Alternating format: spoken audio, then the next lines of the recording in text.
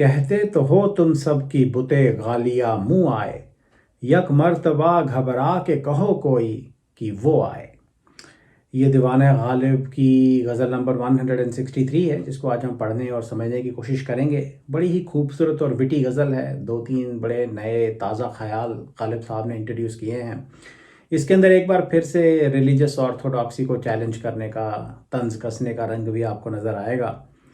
Historical information ये available है कि इस गज़ल को 11 मई 1851 में दिल्ली उर्दू अखबार के एडिशन में पब्लिश किया गया था। मिर्ज़ा गालिब साहब को बहादुर शाह ज़फ़र का शायरी का उस्ताद भी पॉइंट किया गया था जब इब्राहिम ज़ौक़ साहब गुज़र गए थे। तो गालिब साहब ने एक ख़त के अंदर इस गज़ल का ज़िक्र किया है। पूरी गज़ल उस ख़त में उन्होंने लिखी है, जिसमें वो कहते हैं कि ये गज़ल उन्होंने बादशाह को दी थी और फिर बहादुर शाह ज़फ़र ने इस गज़ल के अंदाज़ को, इसके रदीफ़ को, इसके मीटर को इस्तेमाल करके खुद एक गज़ल कंपोज़ की थी। तो उस्तादों का काम होता था अपने शागिर्दों को शायरी के ऊपर फीडबैक प्रोवाइड करना है। तो इस गज़ल का इस्तेमाल उस सेंस में भी मिर्ज़ा गालिब साहब ने किया था। तो आइए गज़ल को पढ़ते हैं, फिर इसके शेरों को समझने की कोशिश करेंगे। एज़ ऑलवेज़ गज़ल का टेक्स्ट आपको वीडियो की डिस्क्रिप्शन में मिल जाएगा।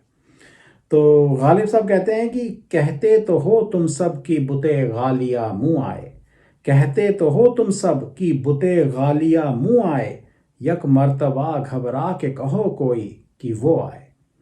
हूँ कश्मकशे नज़ा में हाँ जज्बे मोहब्बत, हूँ कश्मकशे नज़ा में हाँ जज्बे मोहब्बत, कुछ कह न सकूं पर वो मेरे पूछने को आए। है साइका ओ शोला ओ सीमाब का आलम, है साइका ओ शोला ओ सीमाब का आलम, आना ही समझ में मेरी आता नहीं गो आए। जाहिर है कि घबरा के न भागेंगे नकीरैन, जाहिर है कि घबरा के न भागेंगे नकीरैन, हाँ मुंह से मगर बाद आए दोशीना की बू आए। जल्लाद से डरते हैं न वाइज से झगड़ते, जल्लाद से डरते हैं न वाइज से झगड़ते, हम समझते हैं उसे जिस भेस में जो आए। हाँ अहले तलब कौन सुने तानाए नायाफ्त, हाँ अहले तलब कौन सुने तानाए नायाफ्त, देखा कि वो मिलता नहीं अपने ही को खोआए। अपना नहीं ये शेवा की आराम से बैठें, अपना नहीं ये शेवा की आराम से बैठें, उस दर पे नहीं बार तो काबे ही को हो आए। कि हम नफसों ने असरे गिरिया में तकरीर, कि हम नफसों ने असरे गिरिया में तकरीर, अच्छे रहे आप इससे मगर मुझको डुबो आए। उस अंजुमने नाज की क्या बात है गालिब, उस अंजुमने नाज की क्या बात है गालिब, हम भी गए वहाँ और तेरी तकदीर को रो आए। तो ये थी पूरी गज़ल। पहला शेर है कि कहते तो हो तुम सब कि बुते गालियां मुँह आए, यक मर्तबा घबरा के कहो कोई कि वो आए। गालिया इत्र है, एक तरह का परफ्यूम है। बुते गालियां मुँह, महकते हुए बालों वाला खूबसूरत बुत या महबूब। तो बड़ा एक खूबसूरत सिनेरियो गालिब साहब ने डिस्क्राइब किया है, एक बड़ी खूबसूरत पिक्चर यहाँ पे पेंट की है। पहली लाइन में एक ख्वाहिश का जिक्र है, गालिब साहब अपने साथियों से कह रहे हैं।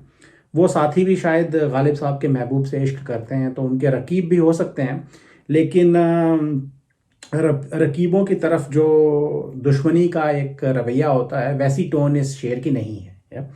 तो अपने साथियों से वो कह रहे हैं कि तुम ये कहते तो हो कि काश वो महकती हुई जुल्फ़ों वाला महबूब कभी आए, कहते तो हो तुम सब कि बुते गालियां मुँह आए, या तो तुम कहते तो रहते हो मगर क्या फ़ायदा, वो महबूब कभी आता नहीं। क्योंकि कभी आशिकों के नसीब में ऐसा होता ही नहीं कि महबूब चल के खुद उनसे मिलने के लिए आए। तो दूसरी लाइन में वो कहते हैं कि यक मर्तबा घबरा के कहो कोई कि वो आए है। वो कहते हैं कि काश कभी ऐसा हो कि तुम लोग घबरा जाओ और घबरा के कहो कि देखो देखो वो महबूब आ गया है। तो यहाँ पे जो पिक्चर वो पेंट कर रहे हैं वो ये है कि बहुत सारे लोग एक खूबसूरत महबूब का इंतज़ार कर रहे हैं, उनको कोई उम्मीद नहीं है कि महबूब आएगा, और अनएक्सपेक्टेडली अगर महबूब वहाँ पे आ जाए तो सब लोग घबरा जाएंगे। तो गालिब साहब कहते हैं कि काश कभी ऐसा हो कि तुम लोग घबरा के कहो कि देखो वो महबूब आ गया। यक मर्तबा घबरा के कहो कोई कि वो आए, काश तुम एक बार कभी ये भी कहो कि वो आया, वो महबूब आ गया। तो देखें, ओवरऑल एक बड़ा पॉजिटिव रोमांटिक तमन्ना का इसके अंदर रंग है। महबूब तो नहीं आता, ये शायद सिर्फ विशफुल थिंकिंग है, जो कि बड़े लंबे अरसे से चल रही है। ये कहना कि काश ऐसा हो कि वो आ जाए और तुम लोग घबरा के कहो कि वो आ गया, ये भी विशफुल थिंकिंग का ही पार्ट है। और शायद महबूब कभी नहीं आएगा, आशिक इंतज़ार कर रहे हैं, और लेकिन वो चाहते हैं कि काश कभी ऐसा हो कि महबूब आ जाए। ऐसा भी हो सकता है कि महबूब वहाँ आ ही गया हो। तो ओपन एंडेड है कि वो कभी आएगा कि नहीं आएगा। ओवरऑल एक तमन्ना का विशफुल थिंकिंग का रंग है। तो कहते हैं कि कहते तो हो तुम सब कि बुते गालियाँ मुँह आए, यक मर्तबा घबरा के कहो कोई कि वो आए। कि काश कभी ऐसा भी हो कि तुम में से घबरा के कोई कहे कि वो देखो खूबसूरत महबूब आ गया, खूबसूरत महकते हुए बालों वाला महबूब आ गया। जब तक वो नहीं आया तब तक ये सिर्फ कहने की ही बात है। सारे आशिक हमेशा कहते रहते हैं कि काश ऐसा हो कि वो महबूब आ जाए, और दूसरी लाइन में वो कहते हैं कि सचमुच में वो आ जाए और घबरा के तो मुझे कहो कि वो आ गया। हूँ कश्मकशे नज़ा में हाँ जज्बे मोहब्बत, हूँ कश्मकशे नज़ा में हाँ जज्बे मोहब्बत, कुछ कह न सकूं पर वो मेरे पूछने को आए। कश्मकश नज़ा का मतलब है मौत की कश्मकश या खींचातानी। तो ऐसी कश्मकश जहाँ आशिक जूझ रहा हो ज़िंदगी और मौत के बीच में। तो बॉर्डर लाइन पे है, कभी मौत की तरफ वो खींचा चला जाता है, कभी ज़िंदगी उसको वापस खींच के अपनी तरफ ले आती है। So the sufferer is pulled back and fourth on the border line between death and life. जज्बे मोहब्बत, अट्रैक्शन ऑफ लव, मोहब्बत की कशिश। तो पिछले शेर के जैसे इस शेर में भी आशिक के दिल में ये तमन्ना है कि काश मेरा महबूब मेरे पास आ जाए, मुझे मिलने के लिए आए, मेरा हाल पूछने के लिए आए। महबूब कभी नहीं आता, लेकिन तमन्ना आशिक के दिल में हमेशा रहती है कि वो आए कभी मेरा हाल पूछने के लिए। हूँ कश्मकशे नज़ा में हाँ जज्बे मोहब्बत, कुछ कह ना सकूं पर वो मेरे पूछने को आए। तो कहते हैं कि मैंने माना कि मैं मौत की कश्मकश में हूँ, ज़िंदगी और मौत के बीच में जूझ रहा हूँ, झूल रहा हूँ। और लेकिन इस हाल में भी वो कहते हैं कि लेकिन मोहब्बत की कशिश दिल से नहीं गई, जज्बे मोहब्बत दिल से नहीं गया। और कहते हैं कि यह जज्बे मोहब्बत काश ऐसा हो कि कुछ कह ना सकूं पर वो मेरे पूछने को आए, कि वो मेरा महबूब कभी मेरा हाल पूछने के लिए आ जाए। हालांकि मेरे अंदर इतनी ताकत नहीं है कि मैं अपना हाल कह सकूं, लेकिन काश वो फिर भी मेरा हाल पूछने के लिए आ जाए। तो अब महबूब को लाने वाला कौन हो सकता है? जज्बे मोहब्बत, मोहब्बत की कशिश है। और रंग आप देखें कि अगर महबूब आ गया तो शायद वो जो मौत की कश्मकश चल रही है उससे भी आशिक को छुटकारा मिल जाए। या तो मोहब्बत की कशिश उसको ज़िंदगी की तरफ खींच लेगी, या फिर वो अपने महबूब का दीदार करके मर जाएगा, तो अपने आप को कुर्बान कर देगा, मौत के सामने अपने आप को सरेंडर कर देगा। जो उसको चाहिए था वो ज़िंदगी में मिल गया, उसका महबूब आ गया उसका हाल पूछने के लिए, कुछ और नहीं चाहिए, अब वो आराम से मर सकता है। तो या फिर वो जिंदा बच जाएगा। Either way he will be free of the struggle. तो वो कश्मकश जो चल रही है उससे उसको छुटकारा मिल जाएगा अगर उसका महबूब आ जाए। और शायद यही वो तमन्ना और जुदाई का दुख है जिसने उसको मौत की कश्मकश में या मौत की कगार पे ला दिया है to begin with. Overall gist है कि ज़िंदगी ख़त्म होने को है, मगर आशिक के दिल से जज्बे मोहब्बत नहीं गया, मोहब्बत की विसाल की तमन्ना नहीं गई, और वो मरते दम तक ये तमन्ना रखता है कि काश मैं मरने वाला ही क्यों ना हो, या मेरे अंदर इतनी ताकत भी बाकी ना हो कि मैं कुछ कह सकूं, लेकिन फिर भी काश ऐसा हो कि मेरा महबूब मेरा हाल पूछने के लिए आ जाए। तो कहते हैं कि हूँ कश्मकशे नज़ा में हाँ जज्बे मोहब्बत, कुछ कह ना सकूं पर वो मेरे पूछने को आए। है साइका ओ शोला ओ सीमाब का आलम, है साइका ओ शोला ओ सीमाब का आलम, आना ही समझ में मेरी आता नहीं गो आए। साइका कहते हैं थंडरबोल्ट को, बिजली के कड़कने को। तो वो जो आसमान से बिजली कड़कती है वो बर्बादी करके, मतलब एक सेकंड के लिए वो कड़कती है और अपना काम करके जला के बर्बादी करके गायब हो जाती है। और शोला कहते हैं फ्लेम को, आग को, वो गर्म भी होती है और चंचल भी होती है, तो जल्दी से भड़कती है और फिर जल्दी से शोला बुझ भी जाता है। सीमाब कहते हैं पारे को, जिसको अंग्रेजी में मरकरी या क्विक सिल्वर भी कहा जाता है, जो एक जगह ठहरता नहीं है, बड़ी जल्दी वो बिखर जाता है। तो महबूब और उसके आने में इन तीनों चीज़ों की क्वालिटीज़ है। तो वो बिजली की तरह आता है आशिक के दिल में, और आशिक के दिलो जान में इश्क की आग लगाता है, सोज़े गम की आग लगाता है, और फिर पारे की तरह बिखर जाता है, वहाँ से चला जाता है। आशिक के पास वो ठहरता नहीं है। तो जो महबूब है उसके अंदर साइका, शोला, सीमाब, इन तीनों की क्वालिटीज़ है। इसलिए कहा गया है साइका ओ शोला ओ सीमाब का आलम, कि महबूब का आना ऐसा है कि जैसे इन तीनों चीज़ों का आलम बरपा हो। अच्छा, तो आशिक को हमेशा महबूब या महबूबा के आने का इंतज़ार रहता है, लेकिन वो एक जालिम महबूबा है। पहले तो वो कभी आती नहीं, और कभी आती है तो जिस अंदाज से आशिक चाहता है उस अंदाज से नहीं आती है। तो आशिक चाहता है कि महबूबा आए, उसके पास ठहरे, उसे प्यार करे, उसके दिल को भरपूर दीदार और विसाल का मौका दे, शायद आके कभी जाए ही ना। लेकिन ऐसा नहीं होता। यहाँ वो आई है और आशिक कह रहा है कि तुम आए तो हो, मगर ये कैसा आना हुआ है। बिजली के कड़कने की तरह तुम आए, मेरे दिल में तुमने आग लगाई, फिर जैसे पारा बिखरता है उसी तरह तुम बिखर के चले गए, या मेरे पास तुम ठहरे नहीं।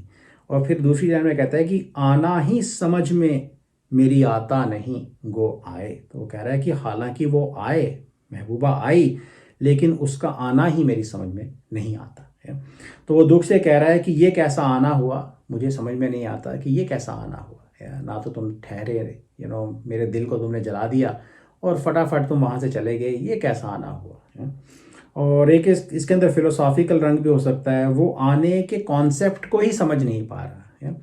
तो वो कहता है कि आना किसको कहते हैं, आना ये होता है। मैं तो सोचता था कि महबूब के आने से तसल्ली मिलती है, ऐसा तो कुछ नहीं हुआ। तो फिर आना क्या होता है, कोई मुझे समझाए। तो ओवरऑल इसके अंदर एक कमेंट हो सकता है ह्यूमन कंडीशन पे, इंसानों की छोटी सी ज़िंदगी के ऊपर, कि हम बिजली की तरह कड़कते हुए आते हैं और दुख दर्द सहते हैं और फिर पारे की तरह बिखर जाते हैं, इस दुनिया से चले जाते हैं।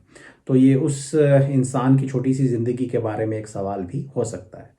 तो ओवरऑल वो कह रहे हैं कि महबूब का आना ये कैसा आना हुआ है, मेरे दिल को कोई तसल्ली नहीं हुई, वो इतनी जल्दी आया और चला गया। है साइका ओ शोला ओ सीमाब का आलम, है कि आलम, ऐसा लगता है कि जैसे साइका ओ शोला ओ सीमाब का आलम हो। इस तरह से महबूब बिहेव करता है, उसके अंदर इन तीनों चीज़ों की क्वालिटीज़ हैं। आना ही समझ में मेरी आता नहीं गो आए। जाहिर है कि घबरा के ना भागेंगे नकीरैन, जाहिर है कि घबरा के ना भागेंगे नकीरैन, हाँ मुंह से मगर बाद आए दोशीना की बू आए। बड़ा ही खूबसूरत शेर है। नकीरैन कहते हैं दो फरिश्तों को, नकीर और मुनकर।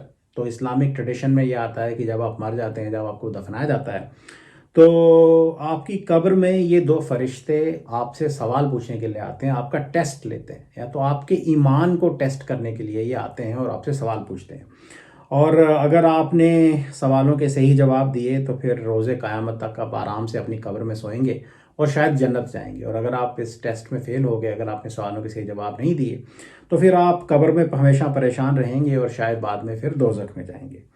तो और ऐसा भी कहा जाता है कि जहाँ बदबू हो वहाँ फरिश्ते नहीं जाते हैं। तो दोशीना कहते हैं पिछली रात को। तो बादाए दोशीना का मतलब है पिछली रात को पी हुई शराब। या तो जो लफ्ज़ है कि बादाए दोशीना की बू, तो पिछली रात को पी हुई शराब की स्मेल। तो कहते हैं कि जाहिर है कि घबरा के ना भागेंगे नकीरैन, हाँ मुंह से मगर बाद आए दोशीना की बू आए। तो एक शरारत से भरा शेर है। मिर्ज़ा गालिब साहब एक रिंद हैं, शराब पीते हैं, जो कि रिलीजियसली परमिटेड नहीं है, और वैसे भी अपने आप को बार बार वो एक गुनाहगार इंसान बताते हैं। तो अगर मौत के बाद नकीरैन फरिश्ते उनकी ज़िंदगी का, उनके ईमान का हिसाब पूछने के लिए आएँ, तो एंड रिज़ल्ट या जजमेंट यही होगी कि गालिब साहब को बेईमान या गुनाहगार ही माना जाएगा। और फिर हमने अक्सर देखा है कि वो रिलीजियस बिलीव्स को और रिलीजियस ऑर्थोडॉक्सी को चैलेंज करते हैं, रिलीजियस ट्रेडिशंस पे और शेख साहब के बिलीफ सिस्टम पे वो तंज कसते हैं। तो हो सकता है कि शेख साहब ने उनको कहा हो कि फरिश्ते मौत के बाद सवाल पूछेंगे, तो ईमान के रास्ते पे चल पड़ो, गुनाह छोड़ दो, शराब पीना छोड़ दो। और अब शेख साहब की बात को वो सीधे सीधे मान लें, ऐसा तो नहीं हो सकता, या रिलीजियस बिलीव्स को वो सीधे साधे मान लें, ऐसा कभी नहीं होता।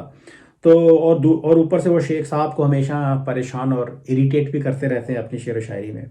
तो उन्होंने एक तरीका ढूंढ लिया है कि अगर ऐसा हो तो फरिश्ते भी मुझसे दूर भागेंगे, या वो चाहते ही नहीं कि फरिश्ते आएँ और सवाल पूछें, या फिर वो सीधा सीधा शेख साहब के बिलीफ सिस्टम का मजाक उड़ाना चाहते हैं। तो यहाँ कहते हैं कि जाहिर है कि घबरा के ना भागेंगे नकीरैन, हाँ मुंह से मगर बात आए दोशीना की बू आए। वो कहते हैं कि मैं रोज़ शराब पीता हूँ, तो जब मैं मर जाऊँगा तो मेरे मुंह से पिछली रात की को पी हुई शराब की बू आएगी, स्मेल आएगी। तो रंग देखें तो वो कहते हैं कि कोई सवाल पूछने से पहले ही मुझे गुनाहगार साबित कर दिया जाएगा, क्योंकि शराब पीने की मनाही है और सीधा सीधा फरिश्तों को मेरे मुंह से शराब की बू आएगी, तो मैं पहले ही बेईमान साबित हो जाऊंगा। तो फरिश्तों को भाग जाएंगे फरिश्ते मेरे पास से। और दूसरा ये कहते हैं कि जाहिर है कि घबरा के ना भागेंगे नकीरैन। वो कहते हैं कि जाहिर है कि ये जो फरिश्ते हैं नकीरैन जो हैं, उस बू से, मेरे मुंह से आने वाली शराब की स्मेल से भाग नहीं जाएंगे। तो क्या नहीं भागेंगे? तो ओवरऑल वो कह रहे हैं कि मैं इतना गुनाहगार हूँ कि मुझ जैसे शराबी से फरिश्ते भी दूर भाग गए, या भाग जाएंगे, और वो इस वजह से मैं उनकी इंटेरोगेशन से बच जाऊंगा। तो शेख साहब को कह रहे हैं, शेख साहब फरिश्तों से डरा रहे हैं उनको, और वो कह रहे हैं कि आप परवाह मत करो, फरिश्ते भी मेरे पास नहीं आएंगे मरने के बाद। क्यों? क्योंकि मेरे मुंह से शराब की स्मेल आ रही होगी। शरारत का रंग तो है ही है कि मेरे पास एक फरिश्तों को भगाने का तरीका है, एक प्लान है। मैं शराब पी के मरूंगा ताकि फरिश्ते भी मेरे पास नहीं आएंगे। और एक एम्बैरेसमेंट का रंग भी हो सकता है कि मुझ गुनाहगार शराबी की लाश के पास फरिश्ते भी आना नहीं चाहते, वो भी वहाँ से घबरा के भाग जाते हैं। और एक रंग ये भी हो सकता है कि वो कह रहे हैं कि नहीं, फरिश्ते नहीं भागेंगे, या वो इतने कमज़ोर नहीं हैं, वो मेरा हिसाब करेंगे। तो वो शायद कह रहे हैं कि रिलीजियस बिलीफ सिस्टम से ही भी हो सकता है, चाहे मेरे मुंह से शराब की स्मेल ही क्यों ना आ रही हो, लेकिन फरिश्ते वहाँ से नहीं भागेंगे, वो आके मेरा हिसाब करेंगे। और एक फरिश्ते जनरली लाश से नहीं जाते, लेकिन एक लास्ट उम्मीद ये भी हो सकती है कि शायद मेरे मुंह से आने वाली शराब की बू से वो भाग जाएं। तो मेरी इंटेरोगेशन ही ना हो, मेरा इम्तिहान ही ना लिया जाए। तो एंड रिज़ल्ट ये है कि फरिश्ते भी उनसे भागेंगे। शेख साहब के बिलीफ सिस्टम में उनको बेईमान, काफिर या गुनाहगार ही माना जाएगा, और इस बात पे वो फ़ख्र करते हैं। वो मजाक में ये बात कह रहे हैं, वो सीरियसली नहीं कह रहे इस बात को। तो शेख साहब को इरिटेट करना एक गोल है। तो अब वो फरिश्तों को क्यों भगाना चाहते हैं? तो जैसा मैंने कहा, मजाक है, रिलीजियस बिलीफ पे तंज है, फरिश्तों का भी मजाक उड़ाया जा रहा है। शेख साहब ने कहा है कि फरिश्ते आएंगे, और वो कह रहे हैं कि परवाह नहीं मेरे पास से, तो वो भी भाग जाएंगे। एक लास्ट पॉसिबिलिटी ये भी हो सकती है कि उन्होंने रूहानी शराब पी रखी है, और फरिश्तों को रूहानी शराब की बू आएगी, तो वो जान जाएंगे कि ये रूहानी शराब के नशे में चूर है, और इसको सवाल पूछने की कोई ज़रूरत ही नहीं है। तो ये तो पहले ही पाक है, पवित्र है, और इस वजह से फरिश्ते उनके पास से भाग जाएंगे बिना सवाल पूछे हुए। ये पॉसिबिलिटी भी पैदा हो सकती है। लेकिन स्ट्रेट फॉरवर्ड रंग ये है कि वो कह रहे हैं कि मैं इतना गुनाहगार शराबी इंसान हूँ कि मेरे मरने के बाद फरिश्ते भी मेरे पास आने से डरेंगे, फरिश्ते भी मुझसे दूर भाग जाएंगे। जाहिर है कि घबरा के ना भागेंगे नकीरैन, हाँ मुंह से मगर बात आए दोशीना की बू आए।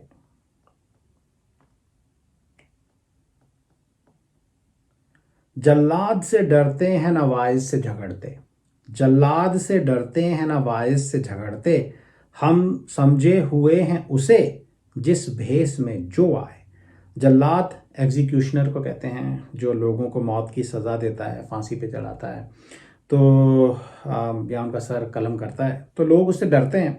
वाइज शेख साहब को, रिलीजियस प्रीचर को कहा जाता है, जो लोगों को अगली ज़िंदगी से डराता है, रिलीजियस हिदायत देता है, खुदा का डर उनके दिल में पैदा करता है, और लोगों को कहता है कि अगर तुम ईमान के रास्ते पे नहीं चलोगे तो फिर तुम जहन्नुम में जाओगे। तो वो लोगों को पुश करता है। और मिर्ज़ा गालिब साहब जैसे जो आज़ाद ख्याल लोग हैं, वो अक्सर वाइज की बातों से एग्री नहीं करते और उससे झगड़ते हैं। तो गालिब साहब तो वैसे भी उसकी बात मानने को तैयार नहीं होते। तो दोनों ही डरावने नेगेटिव कैरेक्टर्स हैं। लोग या तो इनसे डरते हैं या इनसे झगड़ते हैं। तो गालिब साहब कहते हैं कि जल्लाद से डरते हैं ना वाइज से झगड़ते, हम समझे हैं उसे जिस भेष में जो आए। तो वो कहते हैं ना मैं जल्लाद से डरता हूँ, ना ही मैं वाइज से झगड़ा करता हूँ, हम समझे हैं उसे जिस भेष में जो आए। तो एक स्पिरिचुअल रंग हो सकता है कि मैं जानता हूँ कि मैं ये समझ रखता हूँ कि इन दोनों में खुदा या खुदाई का ही रूप है। तो ये रूहानी समझ में रखता हूँ, इस वजह से ना मैं जल्लाद से डरता हूँ और ना ही मैं वाइज से झगड़ा करता हूँ। डिवाइन महबूब की बात हो रही है, कि मेरा महबूब ही दोनों के भेष में आता है। जो डिवाइन, जो रूहानी महबूब है, वही दोनों का भेष भर के बना के आता है। इस वजह से मैं इनसे लड़ता झगड़ता नहीं हूँ, डरता नहीं हूँ, क्योंकि मैं उसको पहचानता हूँ। और एक ये भी हो सकता है कि हम उनकी परवाह नहीं करते, दोनों से ही नहीं डरते, ये हमारी टेंशन के काबिल ही नहीं है। तो हमको खुदाई की समझ है, हम तो खुदा को समझे बैठे हैं, तो उसको बड़ा समझते हैं। बाकी किसी भी भेष में जो आए सो आए, हमारी अटेंशन के काबिल नहीं है। लेकिन स्ट्रेट फॉरवर्ड रंग ये है कि वो समझते हैं कि इन दोनों के अंदर खुदाई का ही रंग है, या डिवाइन महबूब, रूहानी महबूब का ही रंग है, और मेरे अंदर भी वही रंग है, पूरी कायनात में वही रंग है। इस वजह से मैं इन दोनों से डरता नहीं हूँ, इनसे झगड़ता नहीं हूँ। I understand what they are trying to do. जल्लाद से डरते हैं ना वाइज से झगड़ते, हम समझे हुए हैं उसे जिस भेष में जो आए। और वो खुदाई ही इनसे करवा रही है जो काम ये करते हैं। तो that's why he understands them, और उनसे डरते या झगड़ते नहीं। हाँ अहले तलब कौन सुने तानाए नायाफ्त, हाँ अहले तलब कौन सुने तानाए नायाफ्त, देखा कि वो मिलता नहीं अपने ही को खो आए। बड़ा ही खूबसूरत शेर है। अहले तलब ऐसे लोग जो तलब रखते हों, जो किसी चीज़ को ढूंढ रहे हों, तलाश पे निकले हों, किसी चीज़ को पाने की इच्छा या तलब जिनके मन में हो। नायाफ्त कहते हैं कोई ऐसी चीज़ जिसको ढूंढा या पाया ना जा सके। और यहाँ खुदा के लिए ये लफ्ज़ इस्तेमाल शायद किए गए हों, महबूब के लिए भी हो सकते हैं। तानाए नायाफ्त, नायाफ्त चीज़ का दिया हुआ ताना, जो चीज़ नायाफ्त है वो किसी को कह रही है कि तू मुझे पा नहीं पाया, ताना दे रही है उसको। या नायाफ्त चीज़ ना मिली, उस वजह से और लोग जो तलाश कर रहे हैं वो उनको ताना दे रहे हैं, या वो खुद अपने आप को ताना दे रहे हैं कि तेरी तलाश कामयाब नहीं हुई, तो सच्चे मन से तलाश नहीं कर रहा था। ये भी हो सकता है। ताना है नायाफ्त ओवरऑल, नायाफ्त चीज़ को ना पाने की वजह से जो ताना आपको दिया जाए। तो बड़ा ही खूबसूरत शेर है। वो एक रूहानी तलाश पे निकले थे, खुदा की या महबूब की तलाश में निकले थे। खुदा या खुदा की तलाश यहाँ पे बेटर फिट बैठती है। तो खुदा यहाँ पे नायाफ्त है, तो और वो खुद अहले तलब हैं। दूसरे लोग भी हो सकते हैं जो गालिब साहब के साथ साथ खुदा की तलाश में, महबूब की तलाश में निकले हैं। तो कई बरसों तक तलाश किया, शायद सारी उम्र तलाश की, खुदाई को वो नहीं ढूंढ सके, नहीं पा सके, क्योंकि वो नायाफ्त है। तो वो कहते हैं कौन सुने तानाए नायाफ्त, कि अब मुझे ये ताना सुनना पड़ेगा कि तूने सारी उम्र तलाश की लेकिन तुम फिर भी नाकामयाब रहे। तो जो नायाफ्त है वो ताना देगा, खुदा मुझको ताना देगा, या अहले तलब भी मुझे ताना दे सकते हैं। तो this is a taunt of an unsuccessful search. तो कहते हैं कौन ये ताना सुने, कौन ये ताना सहे, मुझसे नहीं होगा। तो इस ताने से बचने के लिए मैंने क्या किया, देखा कि वो मिलता नहीं, अपने ही को खो आए। जब मैंने ये देखा, जब मैंने ये समझ लिया कि वो नहीं मिलता, तो मैं अपने आप को ही खो आया। इस प्रोसेस में मैंने अपने आप को खो दिया। तो मैंने अपने आप को खो दिया, अपने ईगो को खो दिया। खुदा तो नहीं मिला, लेकिन इस प्रोसेस में अब मैंने अपने आप को, अपने ईगो को फना कर दिया। देखें क्या खूबसूरत शेर है, इसकी इम्प्लीकेशंस देखें।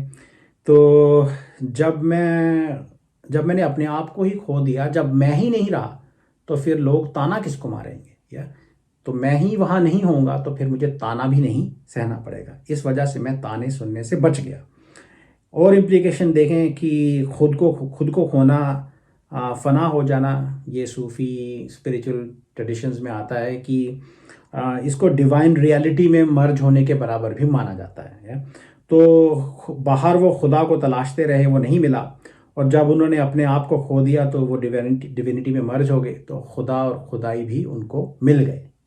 तो इस प्रोसेस में, अपने आप को खोने के प्रोसेस में, जो नायाफ्त चीज़ थी उसको भी उन्होंने पा लिया। ये भी रंग इसके अंदर है। जो तलाश करने से नहीं मिला, वो अपने आप को खो देने से मिल गया। तो एक बार फिर जो वो ही नहीं रहे, तो ईगो जो तानों से परेशान होता है वो ही नहीं रहा, तो फिर ताने की क्या परवाह। ताने देने वाले लोगों का टारगेट ही बाकी नहीं बचा। एक और पॉसिबिलिटी ये है कि वो अपनी तलाश में ही निकले थे, अपने आप को नहीं ढूंढ पाए, और इस तलाश में वो अपने आप को, दिलो दिमाग को खो बैठे। अब ताने सुनने पड़ेंगे, लेकिन क्या कर सकते हैं, कोई चारा नहीं है, वो ताने तो अब सुनने ही पड़ेंगे। बट जो सबसे खूबसूरत रंग वो ये है कि वो डिविनिटी की तलाश में निकले थे, और इस प्रोसेस में वो अपने आप को खो आए।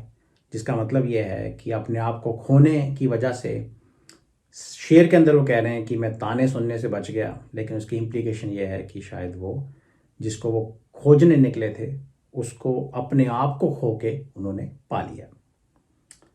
हाँ अहले तलब कौन सुने तानाए नायाफ्त, और वो शायद दूसरे लोग जो सर्च पे निकले हैं उनको ये बात कह रहे हैं। हाँ अहले तलब है, हाँ अहले तलब कौन सुने तानाए नायाफ्त, देखा कि वो मिलता नहीं, अपने ही को खो आए। अपना नहीं ये शेवा की आराम से बैठें। क्या खूबसूरत शेर है। अपना नहीं ये शेवा की आराम से बैठें, उस दर पे नहीं बार तो काबे ही को हो आए। शेवा कहते हैं आदत को, प्रैक्टिस कस्टम भी हो सकता है, हैबिट या आदत स्ट्रेट फॉरवर्ड रंग है। बड़ा ही विटी खूबसूरत शेर है। एक बार फिर से उन्होंने रिलीजियस ऑर्थोडॉक्सी को चैलेंज किया है, एक तंज कसा है।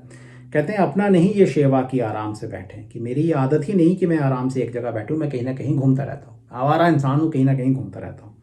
उस दर पे नहीं बार तो काबे ही को हो आए। या तो पहले वो अपने महबूब के घर गए थे, वो दरवाज़ा बंद था, या उनके लिए बंद था, तो महबूब या घर पे नहीं था, विसाल नसीब नहीं हुआ, या दरवाज़ा गालिब साहब के लिए नहीं खुला।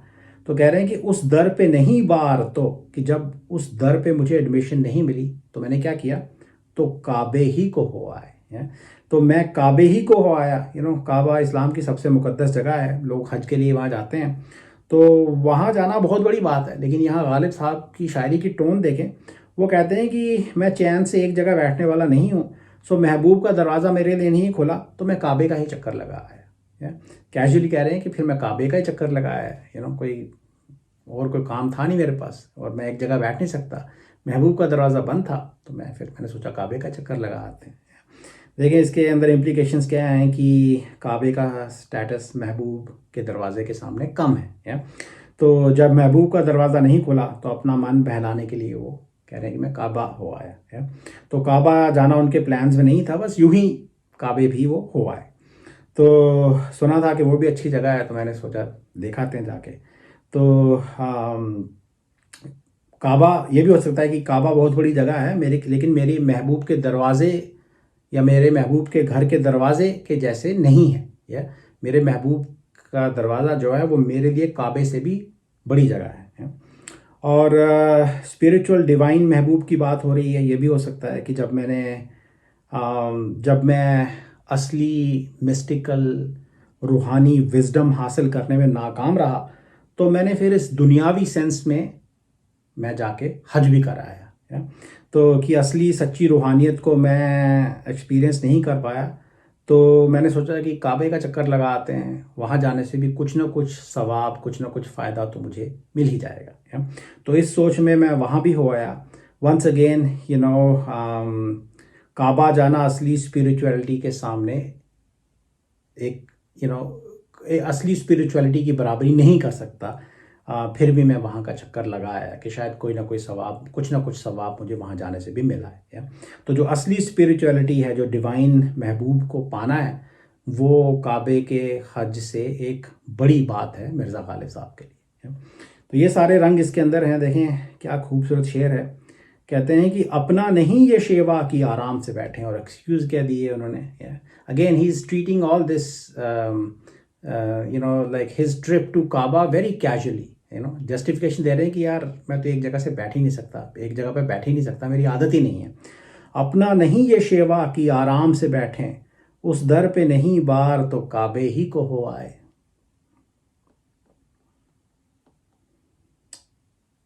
कि हम नफसों ने असरे गिरिया में तकरीर, कि हम नफसों ने असरे गिरिया में तकरीर, अच्छे रहे आप इससे मगर मुझको डुबो आए। हम नफस कहते हैं दोस्तों को, साथियों को। असर गिरिया, गिरिया कहते हैं रोने को, वीपिंग को। रोने का असर, इफेक्ट ऑफ वीपिंग। तो इसके अंदर एक उदासी की टोन है शेर में, लेकिन एक मजाक की और हाजिर जवाबी की टोन भी इसके अंदर है। तो जैसे कि आपके दोस्त आपका सारा काम बिगाड़ आए हों, तो उनका क्लेम ये हो कि हम तुम्हारी मदद करने के लिए गए थे, लेकिन वो काम ऐसा करके आया हूँ कि आपकी लुटिया डुबो के आ गए हों, और इस प्रोसेस में अपने आप को वो अच्छा दिखा के आए हों। तो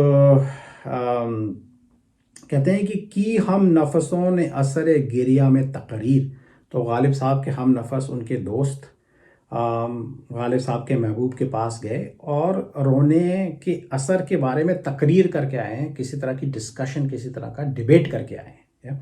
अब वो क्या डिस्कशन थी, इसके अंदर कुछ पॉसिबिलिटीज़ हो सकती हैं।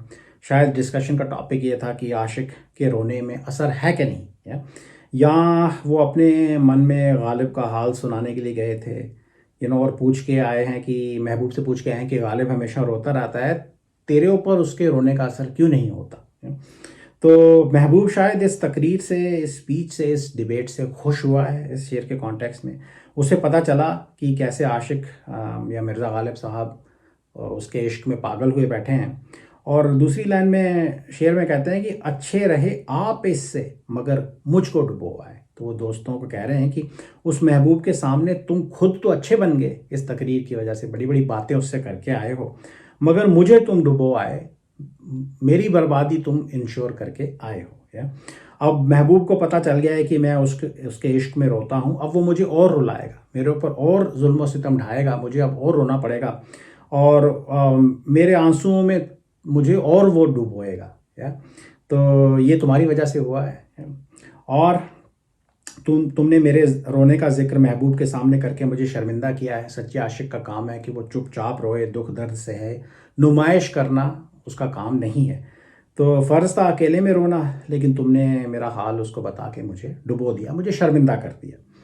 और ये भी हो सकता है कि महबूब ने इस डिस्कशन में, इस तकरीर में कहा हो कि अगर कोई सच्चे दिल से आशिक रोए तो उसके रोने में असर होता है, लेकिन गालिब साहब के रोने में तो असर नहीं होता।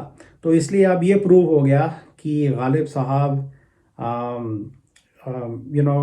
शायद महबूब अब ये सोचने लग गया कि मेरे ऊपर तो गालिब के रोने का असर नहीं होता, तो इसका मतलब यह है कि गालिब सच्चे मन से इश्क नहीं करता, सच्चे मन से नहीं रोता, वो सच्चा इश्क नहीं करता। इस वजह से you made me look bad in front of my beloved. और अब उसको पता चल गया है कि मैं रोता हूँ लेकिन कुछ असर नहीं होता, तो ये मेरे लिए और भी शर्मिंदगी की बात है। पहले तो मैं ये कह सकता था कि मेरे महबूब को पता ही नहीं कि मैं उससे इश्क करता हूँ, मैं इश्क में आंसू बहाता हूँ, और अब उसको पता चल गया लेकिन वो फिर भी मेहरबान नहीं होता, तो अब मैं क्या करूँ। ये बहुत शर्मिंदगी की बात है। ओवरऑल दोस्तों, तुम तो उसके सामने अच्छे बनाए, लेकिन मुझे डुबो आए, ऐसा तुमने क्यों किया है। ये भी हो सकता है कि वो दोस्त भी उसी महबूब के आशिक हों, वो महबूब को इम्प्रेस करके आ गए हैं और गालिब साहब अब जेलस हैं, इसलिए वो कह रहे हैं कि तुम मुझे डुबो आए। क्या देखें, ताज़ा ख्याल है। तो शेर है कि की हम नफसों ने असरे गिरिया में तकरीर, की हम नफसों ने असरे गिरिया में तकरीर, अच्छे रहे आप इससे मगर मुझको डुबो आए। आखिरी शेर देखें कि उस अंजुमने नाज की क्या बात है गालिब, उस अंजुमने नाज की क्या बात है गालिब, हम भी गए वहाँ और तेरी तकदीर को रो आए। अंजुमने नाज, गैदरिंग ऑफ कोकेटरी, नाज नखरों की महफिल, ऐसी महफिल जहाँ महबूब अपने नाज नखरे आशिकों को दिखाता है। तो गालिब साहब के दोस्त आम लोग भी हो सकते हैं, गालिब साहब के रकीब भी हो सकते हैं। महबूब की अंजुमन नाज में गए थे और वो बता रहे हैं कि क्या खूबसूरत शानदार महफिल वो थी। महबूब बैठा था, चराग रोशन थे, संगीत बज रहा था, शराब बट रही थी, महबूब का दीदार खुला हो रहा था सब आशिकों को। और ऑब्वियसली मिर्ज़ा गालिब साहब को, जो कि सच्चे आशिक हैं, उनको उस महफिल में नहीं बुलाया गया था, कभी बुलाया नहीं जाता गालिब साहब को या सच्चे आशिकों को। तो दोस्त उनका दिल भी जला रहे हैं, महबूब की महफिल की खूबसूरती को बता बता के उनका दिल जला रहे हैं। तो and Mirza Ghalib is like somebody who has missed an exciting party. उस अंजुमने नाज की क्या बात है गालिब, हम भी गए वहाँ और तेरी तकदीर को रो आए। तो कहते हैं, दोस्त कह रहे हैं कि हम भी गए थे उस महफिल में और तेरी तकदीर को रो आए। तकदीर को रो आने का मतलब है कि किसी की बुरी तकदीर का शोक मना आना, बुरी तकदीर के ऊपर अफसोस जाहिर करना, बुरी तकदीर के ऊपर रो देना। तो एक इसके अंदर देखें जेलसी का रंग है। क्या बुरी तेरी किस्मत है, दोस्त कह रहे हैं कि तुझे ऐसी महफिल में नहीं बुलाया गया जबकि तू सच्चा आशिक है। महबूब का दीदार सारे ज़माने को हुआ, रकीबों को भी हुआ, हमें भी हुआ, लेकिन गालिब तुझे नहीं हुआ। तो तेरी किस्मत पे हम वहाँ रो आए। हो सकता है वो मजाक कर रहे हैं, वो मजाक में वहाँ पे कह रहे हैं कि हम रो आए, और मिर्ज़ा गालिब साहब के दिल को जलाने के लिए ये बात कही जा रही है। उदासी का, सिंपथी का रंग भी हो सकता है कि सच में उनको मिर्ज़ा गालिब का ख्याल आया हो, जो कि एक सच्चे आशिक हैं और वहाँ नहीं हैं, इस वजह से और इस दुख की वजह से गालिब साहब के दोस्त वहाँ पे रो पड़े। आशिक की बेचारगी का रंग भी है, उसका इतना स्टेटस लो है, इतना रैंक उसका लो है कि सबको उस महफिल में बुलाया जाता है, लेकिन बेचारे गालिब को नहीं बुलाया जाता। दोस्त मजाक उड़ा रहे हैं, ये भी हो सकता है। और शेर ऑब्वियसली गालिब साहब ने अपने लिए लिखा है, तो इसके अंदर एक सेल्फ डेप्रिकेशन, सेल्फ पिटी का रंग भी है। और देखें, हम भी गए वहाँ, यहाँ पे एक कैजुअली किसी महफिल में जाने का जिक्र है, तो सब लोगों को आसानी से उस महफिल में एंट्री मिलती है, लेकिन गालिब साहब को नहीं मिलती। तो ये सारे रंग हैं। दोस्त कह रहे हैं कि क्या खूबसूरत महफिल थी, गालिब साहब के दिल को जलाया जा रहा है। कहते हैं कि उस अंजुमने नाज की क्या बात है गालिब, हम भी गए वहाँ और तेरी तकदीर को रो आए। तो ये थी पूरी गज़ल, थोड़ी लंबी गज़ल थी, but I hope it made sense. Thank you.